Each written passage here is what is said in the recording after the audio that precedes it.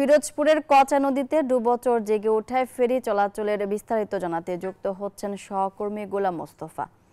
মোস্তফা, ডুবোচরে কি ধরনের সমস্যা দেখা দিচ্ছে আর সমস্যা নিরসনে কি ব্যবস্থা নিচ্ছেন সংশ্লিষ্টরা?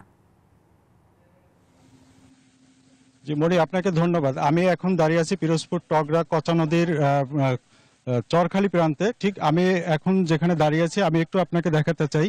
এখন নদীতে জোয়ার আসছে, এর কারণে ডুবো চরগুলো ঠিক পানির নিচে আসে। আমি যেমন কিছু সময় আগে দেখছিলাম যে একটি ট্রলার সেই ডুবো চরে আটকা পড়েছিল এবং এই সময়টাতেই সব থেকে ভয়ঙ্কর, যে এখন আসলে চরগুলো দেখা যায় না কিন্তু পানির নিচেই চরগুলো লুকিয়ে আছে।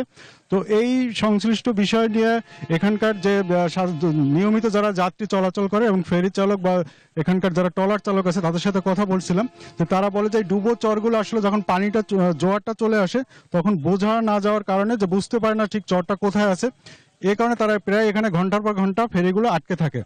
এই সময়টাতে আপনার দেখা যায় অনেক সময় রোগীবাহী অ্যাম্বুলেন্স বা বিভিন্ন জরুরি যে যাত্রীবাহী যে ইয়াগুলো পরিবহনগুলো থাকে তারা দীর্ঘ সময় এখানে লাইন দিয়ে অপেক্ষা করতে হয়।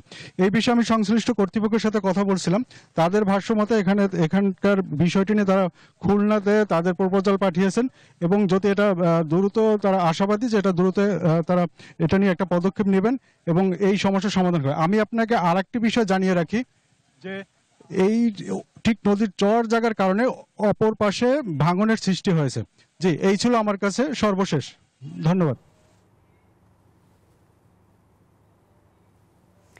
মোস্তফা, আপনাকে ধন্যবাদ।